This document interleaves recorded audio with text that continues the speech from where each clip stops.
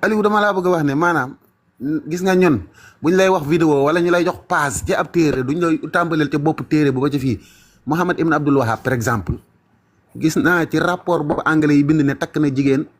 une semaine sëyu contrat jigéen gi naan loo ko sàngara ñuy def ay affaire soo ma ko laajee léegi damay ubbi page bi liiral la ko en français sax nag soo bëggee am na arabe am na lépp nee ma fu mu ne. loolu xam du nga lii dëgg dafa say gaaw sos la ma ne waxoo dëgg loolu say sos la yow yaa ko sos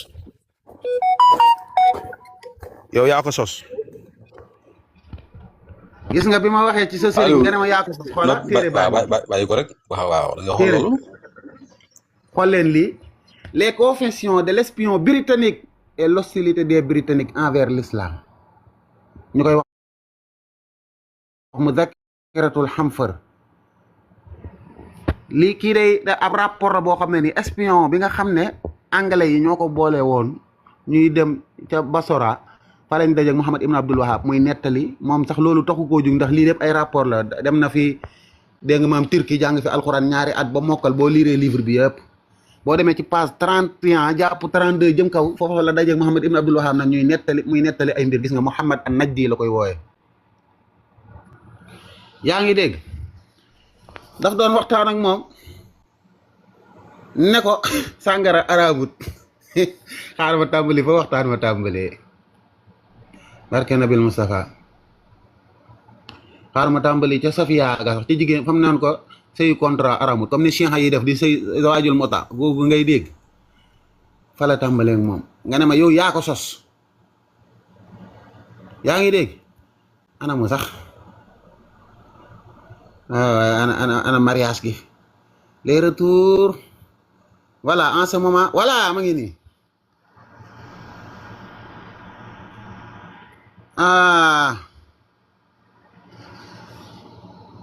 dégg nga maam man yàlla na ma yàlla àtteeg yow waaye déglu rek ku baax ñun dañ lay liiral xam nga ñun bokkuñu ak yow yow li nga fi yàgg yéeg un jour naa tàmbalee ci kaw dañ doon débat xam nga comme ni ngeen ragalee débat rek je lui dis le jihad n'est pas obligatoire xeex ci yoonu yàlla jihad nekkul lu obligatoire il dit en protestant Abdul Wahab dajji ko weddi ko pourquoi ne serait pas obligatoire lu tax nga ne nekkul lu war bul fàtte ne waa ji jàng na alxuraan ba mokkal nag loolu boo ko bëggee xam tàmbaleel ci kaw alors qu'Allah le Très-Haut a dit combattez les mécréants jaahidul kuffaara ci alxuraan sourate Tawba je lui ai dit pourquoi alors le prophète n'a-t-il pas fait donc la guerre contre les hypocrites mooy naafiq yi malgré le commandement suivant d'Allah faites le jihad contre les mécréants et les hypocrites jaahidil kuffaar wal munaafiqiina mu ne ko lan moo tax kon yonent bi doon daw rey munaafiq yi te yàlla wax lii ci alxuraan muy sourate Tawba ay 73 alors il est écrit dans al mawaahibu al ladunniya loolu ab téere la téere xam-xam qu'il a fait 27 fois le jihad contre les mécréants te boo demee ca téere boobu ma ngi lay wax ne yonent bi xeex na ñaar fukki yoon ak juróom-ñaar te musta xeex ak naafiq yi te yàlla ne xeex leen ak naafiq yi kon looloo tax ma ne jihad amut loolu ko waa ji wax waa ji Amfar la tudd mais dafa changé tur bi tudd Muhammad dégg nga ces épées sont exposées dans les musées d'Istanbul les hypocrites se faisaient passer pour des musulmans mooy naafiq yi rek le jour de l'accomplissement donc de la prière le rituel avec le messager d'Allah dégg nga dans la mosquée prophétique al masjid an-nabawi le messager d'Allah les connaissait maam yaa xamoon na naafiq yi mais notre prophète paix et salut sur lui gis nga bu daan wax sax day julli ci yonent bi a dit à l'un d'eux tu es un hypocrite yow naafiq nga wax na ko kenn s'il les avait combattus en les tuant les gens auraient dit Mohammed paix sur lui tuer les gens qui croient en lui donc nee na c'est pourquoi fa laa toll sax xaaral ma may xool ci kii bi ci téléphone bi laay xool moo tax donc qui croit en lui c'est pourquoi il a fait le jihad par la parole contre eux car donc c'est fait avec le corps par les biens et par la parole jihaad dañ koy defee ci yarab mën nañ koo defee ci ay jëf yu baax mooy di joxe ci yoonu yàlla mën nga koo def tamit ci sa làmmiñ le verset rapporté juste avant condamne de faire le djihad contre les mécréants et les hypocrites mais il ne définit pas la façon de faire le djihad. Notre prophète, paix sur lui, a déclaré le djihad contre les mécréants doit se faire par le combat, alors que le djihad contre les hypocrites munafiques doit être réalisé par le prêche mooy waaraate et le conseil mooy nasiha ci arab dama laa bëgg a tàmbalee ci kaw rek nga bañ a wax ne dama koo dagg moo tax dégg nga lui-même dit nee na Mohammed ibn Abdul Wahhab tontu ko ne ko le prophète a fait le djihad contre eux par la parole. J'ai dit man ma tontu ko ne le djihad obligatoire est celui qui est réalisé par le discours nee na ko djihad daal buñ koy wax bi nga def ak sa làmmiñ moo tax. Lui-même me dit le messager d'Allah a combattu les mécréants par les armes mu ne ko nag mais yonent bi xeex naa ngi yéefari débat la woon de moi lui dis ma tontu ko ne ko le prophète a combattu les mécréants pour se défendre yonent bi xeexutoon ak yéefar yi ngir attaquer la mais daf doon aar boppam défendre car les infidèles voulaient le tuer parce que yéefar dañ ko bëggoon a rey il fit signe de la tête en guise d'acceptation mu daal di yëngal bopp bi daal di wax waaw maanaam en guise d'acceptation. Une autre fois ci beneen débat je lui dis ma ne ko le mariage waaw problème yaa ngi nii de mutta mooy sëyu contrat est permis xam nga yooyu daganoon na Seydina Omar moo wax ne en retour pour ce pourquoi elles vous ont dit-il donner leur le mahr dégg nga dont vous avez décidé pour elle sourate Nisa aaya 24 nee na loolu aaya boobu laa ko taril il a dit Omar a interdit gis nga Seydina Omar moo ko tere 2 exemples de pratique de mutta qui existait à l'époque du prophète et a dit qu'il punirait quiconque l'exercerait. Omar moo ko tere ne ku ko def dina la mbugal dina la duma. J'ai dit man ma tontu ko ne ko tu as dit que tu étais plus savant qu'Omar yow yaa ne woon yaa ëpp xam-xam Seydina Omar et en plus tu le suis léegi nga bàyyi fi wax yonent bi di ko topp moom. Ceci étant, Omar a dit moi je l'interdis alors que le prophète même lui donc l'avait permis yonent bi daganal Seydina Omar di araamal. Pourquoi t'écartes-tu du Coran et de la pratique du prophète nan ngay soree alxuraan ak sunna di topp Seydina et tu suis la parole d'Omar nan la yonent bi waxee lii daganal ko fi ba génn àdduna bàyyi ko fi yow nga koy tere. Il n'a pas répondu j'ai su qu'il était convaincu nee na tontuwut ma xam ne yay naa ko. En ce moment je pressentais que Mohammed an-Najdi désirait une femme instant boobu nag maa ngi bëgg a dugg ci mbir yi nag nee nga ma yaa ko sos nee na boobu nag maa ngi yëg ne Mohammed an-Najdi mii di Mohammed ibn Abdul Wahhab yittewoo na soxna laa ko mën a tekkee du mën a jigéen rek parce que une femme jigéen lañu.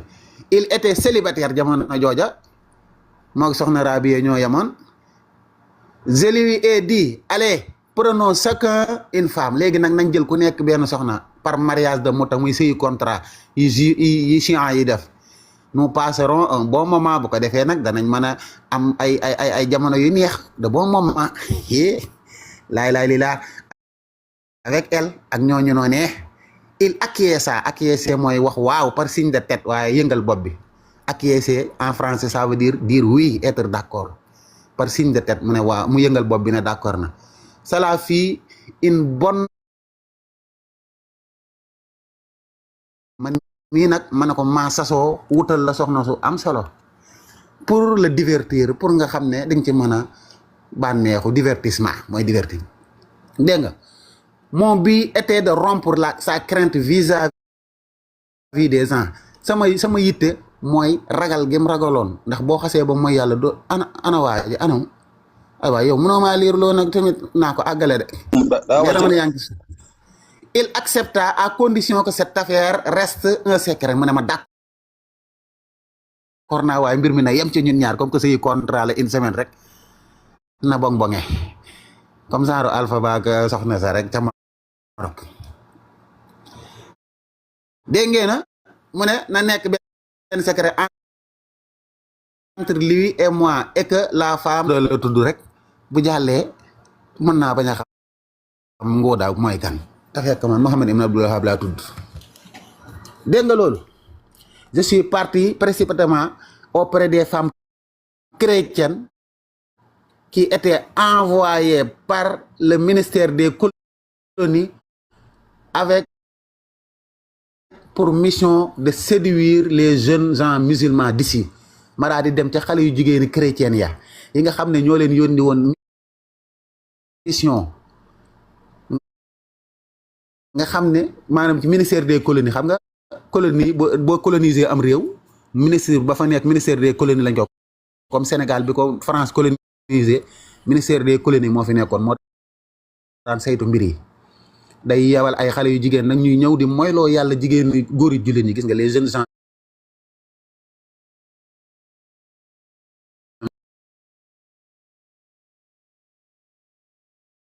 na ji seesel maanaam Mohamed Ibn Abdullah ci boppam moo dem moom ndaw si ñëwut de kër ndaw si Safia était seule chez elle ndaw sax nag moom doo nga dëkkoon comme jigéeni appartement yi jamono ji rek laay laa lu neex a neex lu neex a neex resgin lu neex a neex mooy waaj a am nous avons fait un contrat de mariage d'une durée d'une semaine avec Mohamed An-Najdi puis il lui remit un peu d'or en guise de dot nee naa ñu daal di signé contrat une semaine Mohamed Ibn Abdullah nag di ko yàqal di ko tromper loolu xanaa mooy Alpha ak Ayna daal yi mu ko joxoon ci rax yi Mohamed a gën a tabe kii tuuti or la ko jox kee joxe ay daal di 1000 francs mu daal kàddu gi kay yàlla na dee rek nan ngay takkee jigéen bënn loo ko sa jumbax bi may ma tuuti ma noos ci Alpha ba takk loo ko gerefaas tatuwaas loo ko ba pare jëndal ko yaari peer daal Alpha yaa torox ba pare yóbbu ko dëkk bële Maroc bong ko fa ba doyal sàcc xaalisam de man daal Alpha yàlla na nga dee rek yow nii ngay torox lee jigéen ñi xoolal sa sëriñ sax moom joxe na tuuti or yow ngay joxe ay peer yi daal te dégg naa daal diggante boo xam ne nii joxe nga fa boo moytu day yàqu ñàkk fu la ñàkk fayda léegi biñ demee dégg nga maam ñu commencé koo tromper maintenant Mohamed An-Najdi était complètement entre les mains de Safia instant bii nag Mohamed Ibn Abdul Wahab daal jébbal nañ ko Safia nag ma ngi ca loxoom de plus il avait goûté au plaisir de la désobéissance envers les prescriptions de l'islam léegi nag mos na weddi maanaam jàddu yoon dans le droit chemin yow daal yaa nekk ci njub ñoom dañoo réeroon te ñooñu bokkoon ca salafu saale waa ji daa mën a débat de il connaissait sans doute mieux que toi le noble Coran ñoo la gënoon a xam alxuraan moom loolu moom et la sunna alxuraan ak sunna ci lañ leen di naxee rek ndeysaan il avait déduit du Coran et de la sunna que les boissons alcoolisées étaient détestables makruh mooy ñoom de liñ ci génne woon mooy dañ koo sib rek et non pas xaram waaye araamul liñ sib mooy loo xam ne boo ko defee doo ci am bàkkaar ci usul waaye boo ko bàyyee ñu jox la ci ab yool maa yusaabu ala tarkihi wala yuhaaqibu ala fi'lihi defe naa noonu la ko usul jàngalee woon ndeysaan il est aussi écrit dans les livres juifs et chrétiens que l'alcool est toléré te boo demee ci téere yi ñu jiitu muy injil ak dégg nga maam tawreet nee nañ foofa noonu daganal nañ ko de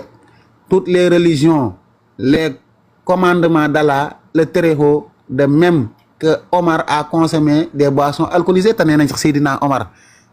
yàlla ma yàlla jéggal ci lii may wax daana ko kii jusqu'à la révélation du verset ba yàlla daal koy tere vous tous l'avez délaissé n'est-ce pas mooy inamal xamru wal maysuru wal ansaabu wal azlaamu rijsun min amali sheytaani fajtanibuhu loolu lay wax nii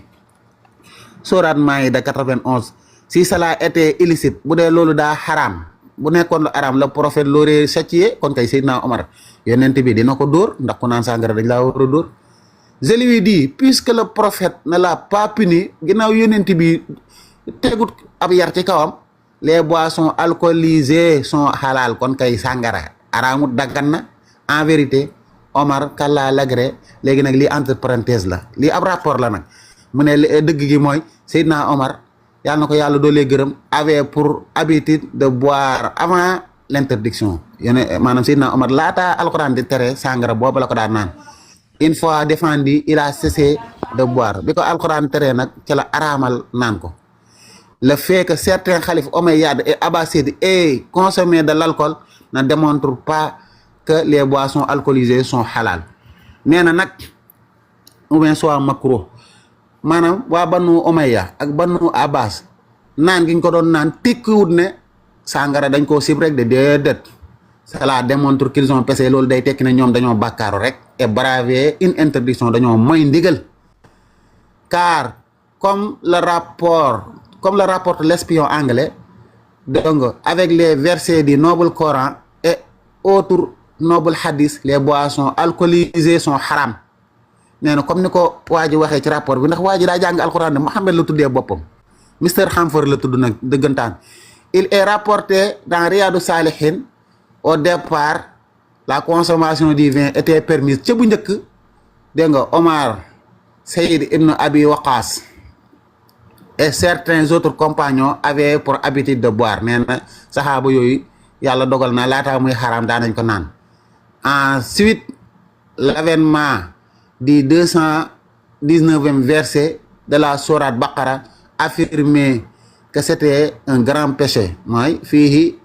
ma ismun kabirun wa manafi'u linnaas loolu lay bëgg a expliquer fii puis après cela il fut déclaré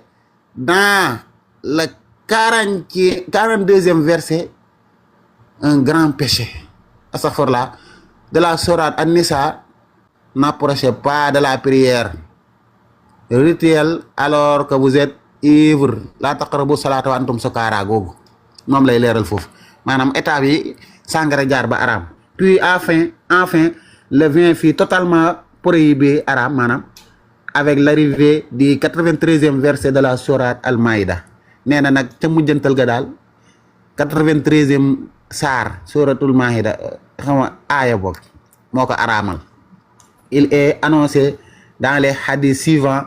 et interdit l'infime quantité comme la plus grande de tout ce qui enivre nee na am na hadith bu ne ab toq sax la gën a tuuti ak la gën a nganda ci yam lépp xaraam xam nga lii leer na ak yeneen hadith lii lépp ay hadith yu fi indi na mu ne Muhammad an-Najdi selon daa a di léegi nag Muhammad ibn Abdullah ne ko selon certains récits am na yenn nettali yenn xabar yu ne sax Omar buvait des boissons alcoolisées Muhammad ibn Abdullah bu ko sosal Omar de ci texte bi buñ sukkandikoo ci téere bi dégg nga et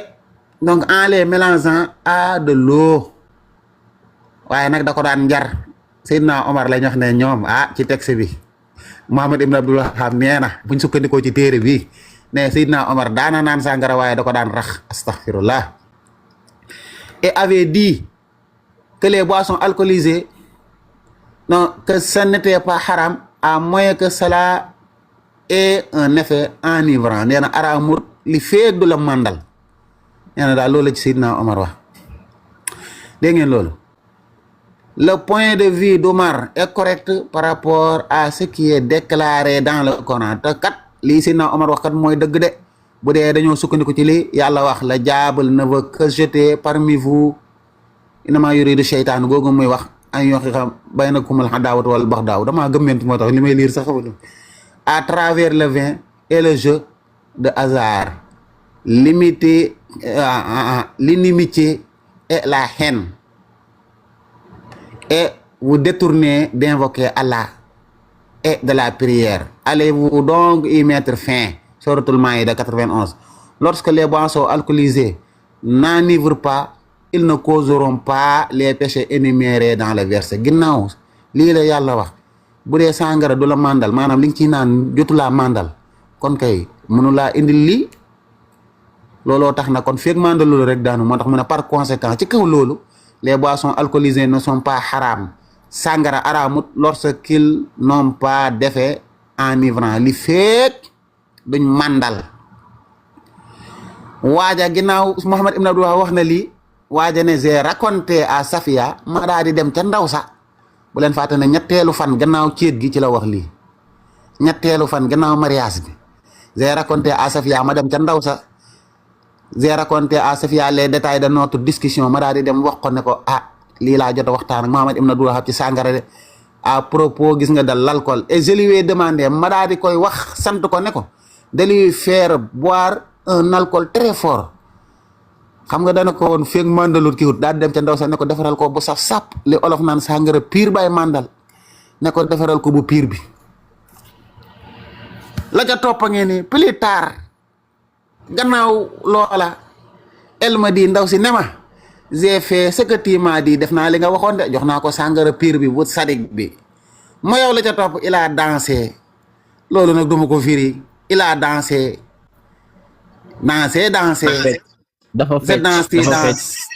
dafa fecc mu waxal dafa fecc vous dansez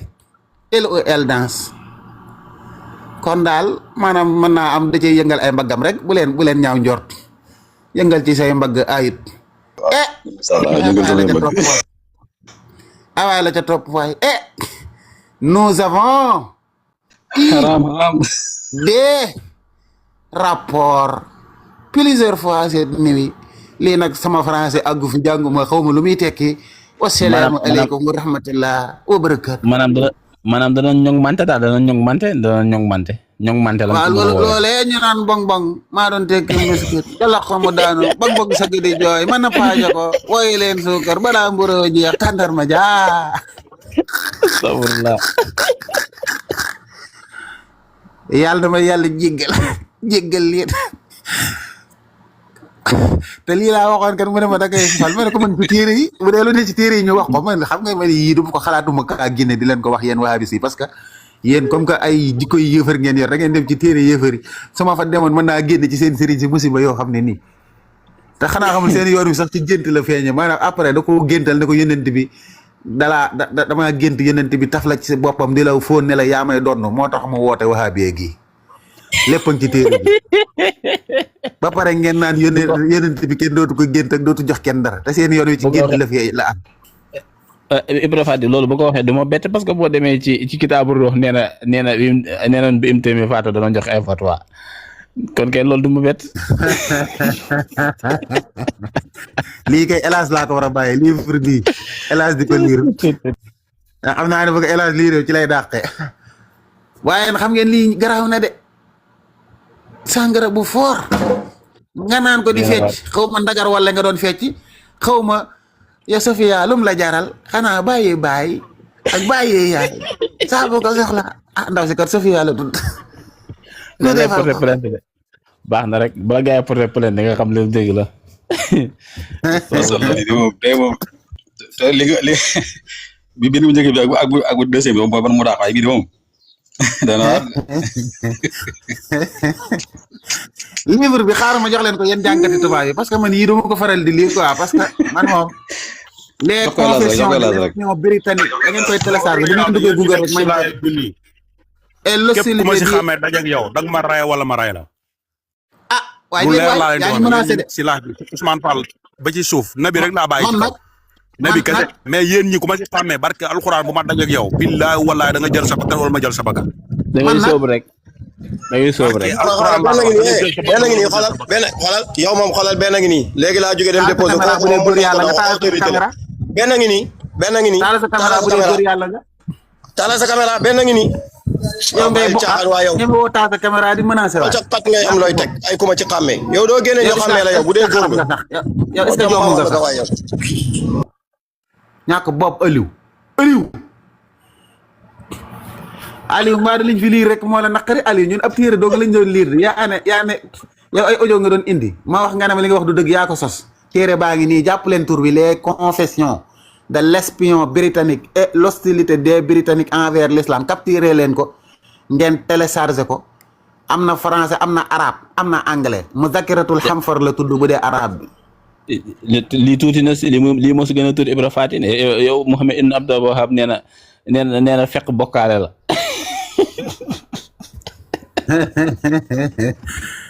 Aliou bul mer ngeen da ngeen di génne di ko liir ñun dañoo gis yeneen dañoo yiw rek suñ kilifa yi ñooñu wax ne yii amul njariñ ñu baal leen fi mu ne nii lii am na benn bis ma liir ko kilifa gu moo ma wooyee Daaru Mooti ne ma lii déedéet yéen daa am beneen mission muy jikko yi rafet ci ngeen di woote bu leen mel ni ñee di saaga kilifa yeeg di leen jiiñ ay affaire waaye comme que da nga doon reewantalu ma génnee la yii ba xam boo demee yow di nga am osé lire ko tegal ko sa gaay bu dee dëggu nga yow l'islam. mais sa diggante yàlla yow dañuy wax dama nekkee si laaj bi ba léegi dégg nga ma waxi reewande dama ne ndax waaw waxi reewande ngay wax ndax yow ñun suñ kilifa ñun baaxoowuñ di tudd suñ soxnay kilifa baaxoowuñ di tudd suñ doomi kilifa leeru sëñ bi la ñuy wax ak tout tànk sëñ bi ak leer man nag leer li ma ci xam mooy Seydina Mohamed loolu laa xam ci leer. waaw da ngay déglu rek ñun maanaam waxin wu teggin laa lay wax moo tax man la amoo teggin ñun dañoo am ay teggin yi ñuy waxee am na boot boo xam boo ko waxoon xam nga su ma ñëwoon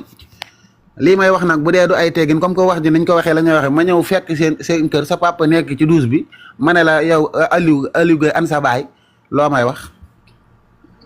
gis nga waxi teggin yaa ngi nii léegi yow. non dama la gis nga kon am na lu ñàkk teggin pourtant sa baay da nga naan non nabi maa ngi dem quoi man sa laay mënu mu fee ñëw quoi ñu may saaga sama baay day puub laa la wax chaque jour ngay ñëw fii dama saaga quoi xam nga. Aliou da ngaa bëgg kii ñun ñu ay dong daara lañ dañ la bëgg wax ne loo jaay fekk ñu fi mais dañ ñoo yare ci ay teggin. xam nga doon ma sama baay day neefare. c'est vrai wallahi asim kii bu doon nit maanaam tey lay bàyyi wax bis tey bu doon nit laa am xelam jëfandikoo tey lay bàyyi wax. non non instant bii nag xoola jox nañ ko doon bu mat sëkk fi ne nii dana xalaataat bu baax. amuñu xel amuñu xel nekkate billaahi ndeysaan ñu jërë mi ngi nii yow ñu tegal lu leer nañ lu wér këng sa kilifa ane boo fekk fa yow nga di ko defaat naan ku ma dajal naan rey tegal sa bopp woon rayal sa bopp laa wax rayal sa bopp moo gën a wóor. waa ji mer na de ma ngi menacé waate de. xaw ma ku ma mën a napp de waaye de xam naa bu fekkee ni fii daf fi dugg moom ni jaay reewante moom xam naa ni moom yàlla baax na rek. waa bis yi Ousmane Fall moo ko docteur Lo. boo leen tudd seen baay rek ñu mer te dañuy tudd suñ sëriñ si di wax lu leen neex. dañoo xamadi lañ def xamadi Ousmane Fall xarit docteur Lo doo génn. maa leen di ziar docteur dama koo toppatoo ba damaa jommi ci mbiram man kàddu yi muy génn dama naan docteur dañ ko liggéey. wala mais temps yi docteur day taal télé de temps yi docteur day taal télé def émission de. def émission officielle. gisoo am na télé bu tudd Heure Malo officiel. déedéet xaw ma ko woon de. waaye li ñuy wax daanaka li ñuy wax la ñuy wax rek non temps yi ñoom mag ñi génn dañoo gis ne xale yi amatuñ résultat. taman temps yi ñu ne liggéey bi ngeen def ci téere bi am na effet de. seen liggéey bi ngeen def ci téere bi am na effet. parce que sonal na ko lool ñi ngi def ay contre offensive ñoom it pour jéem a rafetal. bu leen ko wekk bu leen ko wàcc. maa ngi nii benn vidéo laa bëgg mooy audio yi kay doog a tëdd nelaw. waaw man li ma féetewoo sëñ Ibra mooy audio yi xam nga moom saxu sunu boobu muy jàngale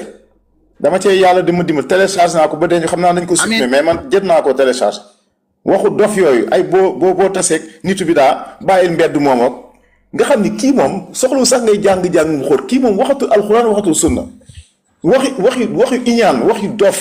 wax joo xamee ni sax réew moo xamee ni te man li ma bëgg mooy ñu yaatal wax yooyu yóbbu ko ci presse bi ba ñëpp am accès ci wax ci. waaye xanaa gisoo proposition de loi bi ma bind ba kii ba gars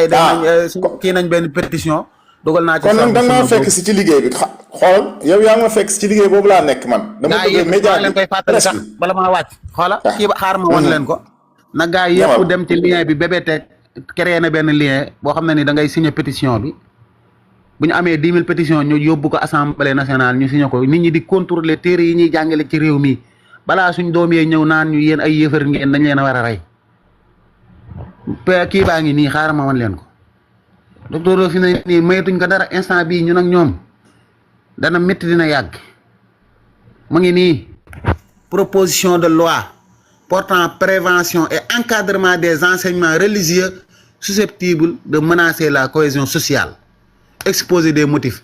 ñu leeral ne depuis plusieurs années le Sénégal fait face à une diversification des discours religieux dont certains peuvent s'écarter des valeurs historiques de tolérance, de paix et de coexistence qui caractérisent l'islam sénégalais. kon discours yenn yi moo commencé yàq dundin wi ñu daan dund ci jàmm ñu teg nag proposition yi ak article yëpp dugal nañ ko ci article yi bëgg ñu signal ñu ko article 1. il est institué un dispositif national de prévention boo xam ne ni day saytu balaa fagaru balaa ngaa lakkale xoddit dégg nga de la diffusion des doctrines extrémistes ou radicales dans les structures d'enseignement religieux yooyu dañ deuxième article toute structure d'enseignement religieux formel ou informel doit déclarer ses programmes nit ñi xam ko état bi xam yan programme lañ fiy jàngale ñu saytu ko pédagogique auprès du ministère chargé des affaires religieuses ou de l'autorité administrative compétente moo xam ministère de l'enseignement la ak ku mën a doon noonu laa ko kiyee ca fin ba nag ma indil leen ne leen boo li tax ñuy def lii am na ay téere yu ñu fiy jàngale exemple parmi ces ouvrages Sarh Sunna attribué à Barbahari nga xam ne ma ngi faatu 329 ci Hégire dans ce livre enseigné par certains imams xam nga doo tudd tur moo tax ci affaire bi dans certains mosquées du Sénégal on peut lire celui qui aime les innovateurs Allah rend vaines ses œuvres ku bëgg nitu biddaa yàlla day màbb sa jëf et arrache de son cœur la lumière de l'islam yàlla day fay leeru l'islam ci sa xol loolu mën ca téere ba te ñoom ñun la ñuy wooyee nitu biddaa li mu wax lépp ca téere ba mu ngi nii dugal naa ko ci celui qui sourit au visage d'un innovateur a certes méprisé ce qu'Allah a fait descendre sur Muhammad sallallahu alayhi wa sallam képp ku reetaan ku muuñ sax ci kanamu nit bi daa yow màbb nga li yàlla wàcce woon ci yonent bi ba lépp jeex ba fañ koy yóbbu ñu xam ne lii moo nekk ci téere yi ñuy jàngale dugal naa beneen téere usulu salaasa bi nga xam ne danaan moom nangam ku ko def yéefar nga te moom la ñuy njëkk a jàng ma ne leen lii nii ñu naan yéefar nga julli ñi dañ cee wuute ku mel ni Sëñ Tuubaa da koy def le danger dans ses propos et que nos guides religieux ici au Sénégal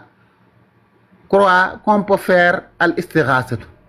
c'est-à-dire demander protection à l'endroit du prophète ou d'un autre saint, comme le fait Cheikh Ahmadou Bamba dans un de ses poèmes nommé Assirou, où il demande protection au prophète au vers 35 mooy axisni googu ma doon wax axisni yaa shafi'i wasilati huna wa gadan kon ñii duñ leen bàyyi lii dañoo bëgg mu dem assemblée nationale na ngeen dem signer pétition bi Bébé incha allah dana ko gën a yaatal lien bi danañ ko dugal ci suñ compte yëpp. danaa ci def vidéo mu leen waaw. Khalil Rahman ma ne. boo dee bu leen ci mën a yokk tamit xam nga lan nga ciy yokk nag xel du nu mu tuddati saay-saay booy def leen teg moom dafa am looy sóor. xam nga toog nañu bindee ñu nitu bidaa dem Grand Théâtre ne maam borom Touba nitu sunna la. day baax ngeen boole ci ils ont manipulé la société de faire croire les soufiyanke c'est eux les ahlu bida loolu foog ngeen boole ko ci manipuler nit ñi waaw loolu boole leen ko ci il faut danaa ci dugal benn passage ci taqdisul asxaas fu muy waxee ne nit bu nekkee soufiyanke mënut a baax te bu dee baax na bu dee moom soufiyanke la sax loolu mu wax du dëgg mu ne tariixa tijaan ak bépp tariixa suufiya ci pas-pasu kéefër boobu di wahdatul wujuud lañ ko kii bu ko defee ñu xam ne li muy wax ak li muy bind du benn ay fen la incha allah ñoo ngi ci seen kaw yéen wahabi yóbbu leen lii proposition de loi bi ñoo ngi koy waajal te am na yeneen ñu nag yéen ba wahabis bi des ci Sénégal gaañu na démb rek ñu doog leen a wàcc incha allah kon gars yi maa ngi dem nelawi nag wax dëgg yàlla ba ma wàccee 2 heures ba tey te 7 heures jot na maa ngi taxawaal di xoolee Seydina Ousmane maa ngi kontaan baax say baay mee ngi sama ñaareel ba waaw Ibrahima Fati kontaan nañ Amir tasawuf waaw jërëjëf kontaan nañ de kontaan nañ baax jaaraama yeneen tubaab yi jël leen livre boobu ma leen wan léegi ngeen di ko liir ci ngeen xamee Mouhamed Ibn Abdul Wahhab mooy kan waa ji nag nee na Aliou Gueye ku mu fi dajal dalay rey moom dana jël sa bakkan maa ngi jël bakkanam Ousmane Fall ba mu des Nabi la wax ko Ousmane bay boo ngay xool sa ginnaaw de boo yàngale. man de xam naa. asalaamaaleykum sëñ Ibrahima Fati maa ngi jégalu de damaa bëggoon comme lu mel ni nga wax lien beeg gars yi ni ñu koy kiiyee nga koy gën a leeral gars yi ndax sama saar gi nga xamante ni jànguñu duñu xam ni ñuy demee ci ay lien yu mel noonu day baax comme ngay leeral gars yi fan lañ mën a jaar ak fu ñu ko mën a amee yu mel noonu